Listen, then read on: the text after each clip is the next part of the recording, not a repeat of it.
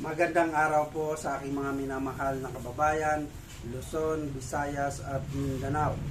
Sa ating mga kapatid na Muslim, Assalamualaikum warahmatullahi wabarakatuh. Welcome to my vlog.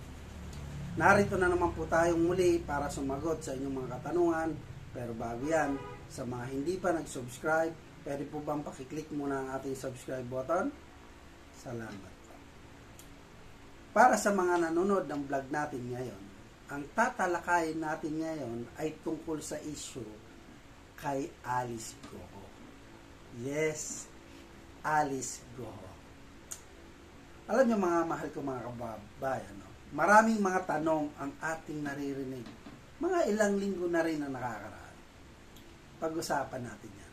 Mayor Alice Goho.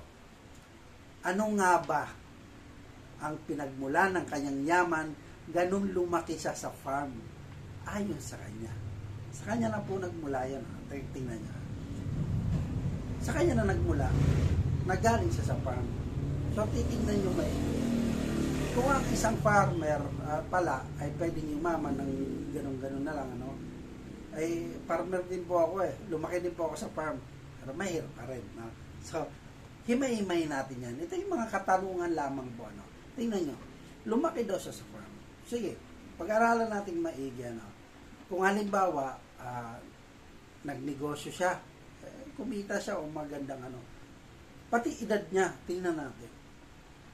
Paano siya makapagpatayo ng building na yan, kahit anong gawin niya, kahit anong compute natin, hindi kakasya yung kikitain niya, anong mga negosyo ang gawin niya. Para makapagpatayo ka ng ganong kalalaking building, no? So, kung titignan mo, lumaki daw siya sa farm. So, malaking katanungan po yan, ano? So, ibig sabihin nito, ganito yan. Sino ang nasa likod ng mga ugnayan, no? Sa Pogo? Ito pa, napakalaking katanungan ito. Sino yung maaring kaugnayan niya sa Pogo? Hindi kaya, tingnan niyo lang ito ay katanungan lang din. Hindi kaya merong tao na nasa likod dito na parang siya lang yung, sabihin na natin, pinain, no? Kasi bakit hindi siya kilala eh, di ba? Tapos tumakbo siyang alkalde. Ngayon titingnan natin, hindi kaya meron siya sa likod, may sa likod niya, tumakbo ka, hindi ka naman kilala eh. Parang hindi halata. Palagay niyo, ito opinion lang, ano. Tingnan niyo maigi. Para hindi halata nga naman, sige, tumakbo kang mayor, ganito, para pag ano, hindi, yung nasa likod niya, hindi halata. Nakukuha niyo yung point ko. Hindi siya mapapansin, kumbaga.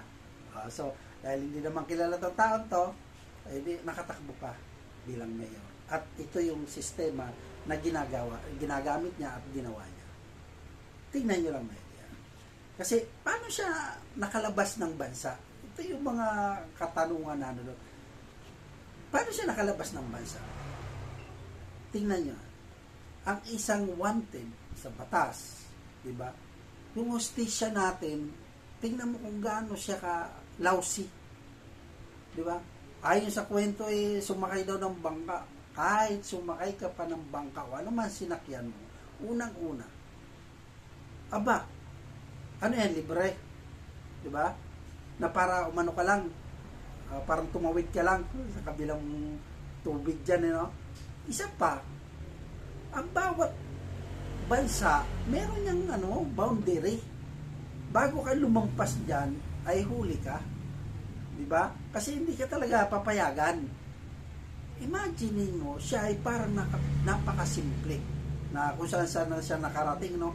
Imagine mo sa isang bangka, makarating ka ng mga Asia, no? Paano siya hanggang makarating siya sa Indonesia. Ibang bansa yung mga nararating niya. Kung bangka lang naman, alam niyo, may sa likod talaga nito, no? Tingnan niyo maigi. Napakaraming katanungan na halos hanggang ngayon ay di masagot. Kasi grabe. No? Ito din naman. Gaano ba kalakas ang hustisya sa ating bansa. Ang isang pugante, para ang isang pugante, makalabas ng ganun lang kadali. Unang-una, meron kang kinakaharap na kaso. Bago ka makaalis sa bansa, kailangan mo ng ticket, no? Kasi sinasabi nga nila, bangka daw yan. Ewan ko lang, ano? Kanila mismo nagmumula yun. Sumakay daw sila ng bangka. Ano ba, libre? Yung ticket niya, di yan libre. Tapos sakasakaling sasakay siya ng ng bangka. Kasi pag daong dyan, o kukuha ka ng may ticket yan, ano yan, libre. Maliban kung may sarili kang sasakyan ng dagat. Palagay niyo mga mahal kong mga kababayan. Di ba? Ang daming katanungan. Unang katanungan, tingnan niyo maigi. Paano siya nakatakbo bilang alkalde? Di ba? Di ba yan nasilip? Hindi ba nasilip ang kanyang identity? Di ba magpapasa ka ng pag file ka ng candidacy mo, hindi ba masisilip na di siya pala Pilipino? Di ba? Ang higpit ng ating na sinasabi rito, ang pwede lang tumakbo ay ang Pilipino citizen lang ang may karapatan tumakbo sa Pilipinas. Hindi pa siya na-detect. Grabe, So, doon pa lang, parang napaka, na talaga, mayroon talaga dito sa tingin ko, mayroon dito. Ito pangalawa, bakit ngayon lang nasilip ang kanyang identity? Tingnan nyo maigi, mga mahal ko, mga kababayan. Ngayon, sino ang sa kanya, nag-iimbestiga, mga senador, diba? Hindi kaya, tingnan nyo lang, ito, opinion ko lang, sa katanungan ko lang din, hindi kaya siya nasilip ngayon, o kaya siya hinuhuli, o kaya nalaman ang identity niya.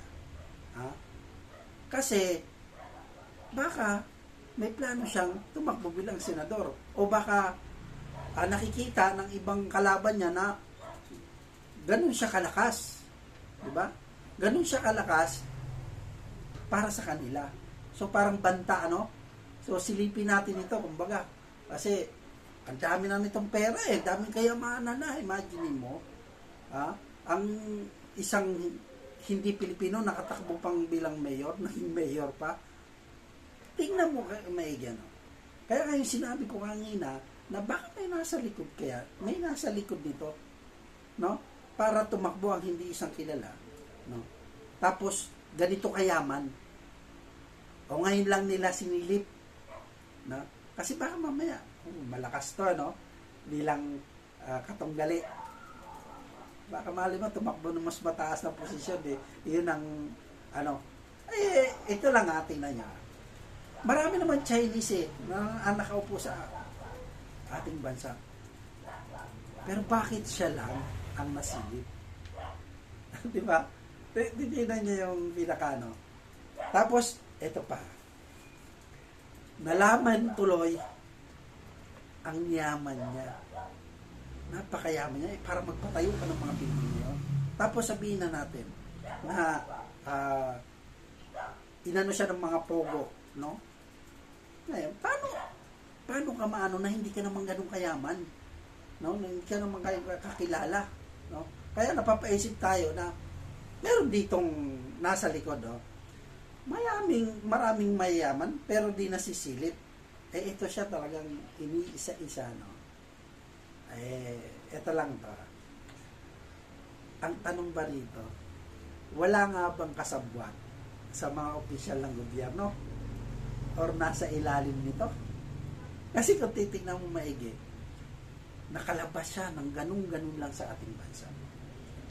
Napakadali, Ilang linggo siya na nawawala. Samantalang, hinahanap siya, may kaso siya, Tapos ito pa, palipat-lipat pa siya. Ganun yung hustisya sa atin. Isa pa, imagine niyo. Ito na, nalaman na kung nasa siya. Ang nakahuli pa sa kanya, ito pa tingnan natin kung ano nasa likod dito. Ang nakahuli pa sa kanya, yung mga Indonesian police, no? Siya, yung pa nakahuli sa kanya. Oh, eto na, nahuli na siya. Eto na po ngayon, pinabalita na, nahuli na siya. Eto pa, hindi na masyado, katanungan lang din naman to, sa kakatanong ko rin naman to. Imagine siya, gaano siya ka-close, no? Gaano siya sa ka-close sa isang government official. Diba? Yung secretary, kitang-kita naman, halos magkapalitan na sila ng muka. Si General, pa-picture pa, selfie pa, di ba? Alam nyo, ito yung hindi ko tala nagustuhan. Pambabastos, parang wala silang sa sarili, yung parang wala silang bilang hostisya, no? Wala, kasi bakit? Parang nadadala lang sila. Hindi kaya dahil sa may pera. Imagine, may criminal case ka, di ba? Pero parang special ka. Imagine mo, di ba? May special plane ka ba? Di ba? Samantalang kung ibang yan, ito lang, hindi naman sa pagano. Samantalang kung yan, mga pugante, no? Yung walang mga pera, ay nako. Baka sinasabi ko, napaka-special treatment kasi, yung parang nakakabuisit kasi, pa-picture pa. Akala ko mo. Tapos ito pa, kanya-kanya silang palusot, no? Na kesyo, para lang file na na mapakita na nahuli na talaga, 'di ba? Papalitan pa pati mga nakakababa ng dignidad ang ating batas. Nakala mo yung mga batas nating na susulan, hindi naman sa pag no? Parang dahil ba may pera ito?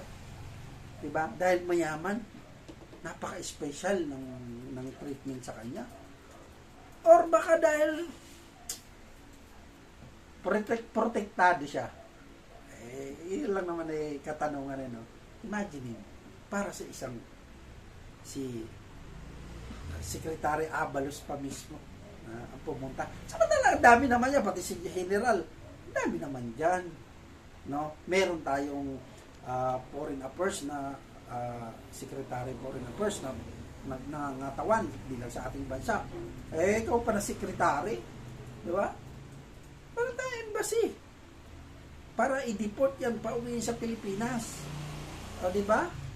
Bakit mo, meron tayo dyan, iba-ibang bansa, meron tayong umahawak. Kasama mo pa yung chief of police. Nandun din. Para magpa-picture. Di ba? Selfie muna tayo dyan. Okay.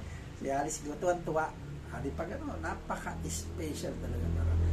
Para sa akin lang, opinion lang naman, nakaka-insulto sa ating batas. Kaya, minsan parang wala tayong tiwala sa batas kasi ganun na lang tinatapakan din. Puganti ka kumbaga kriminal ka para sa at ang kriminalan mo ay yung bayan natin mismo. Dakpin mo yan, pusasan mo yan. Dapat ganun ng hindi yung walang special treatment. Kaso wala lang, alam nyo, mahirap magsalita kasi sila yung nasa posisyon. Baka ikaw na nagtatanong, nagtatanong lang naman tayo, balikan ka, no? Na, ganun lang naman yan Kahit anong tanong mo sa mga yan, yung mga nakaupo na yan, sila yung siga, kumbaga sila yung masusunod. Ito ay katanungan lamang. Kasi imagine mo, ang nais ko lang itanong, hindi kaya may nasa likod dito? Sino kaya ang nasa likod dito? Malalaman natin yan kung talagang patas ang batas natin, malalaman natin yan. No? So, para po sa may mga katanungan, mag-comment lamang po kayo. Baka gusto nyo rin makialam. No? Kasi sa mga katanungan ko rin, at nagtatanong, gusto nyo rin magtanong, palitan natin ng kuro-kuro, no? So, para sa may mga katanungan, mag-comment lang po kayo dyan. At siguradong sasagutin ko yan sa abot ng aking makakaya. Hanggang sa muli, Robert Caballero agad. Tandaan, pag may tanong, sagot agad. Marami pong salamat sa inyo at ingat pala.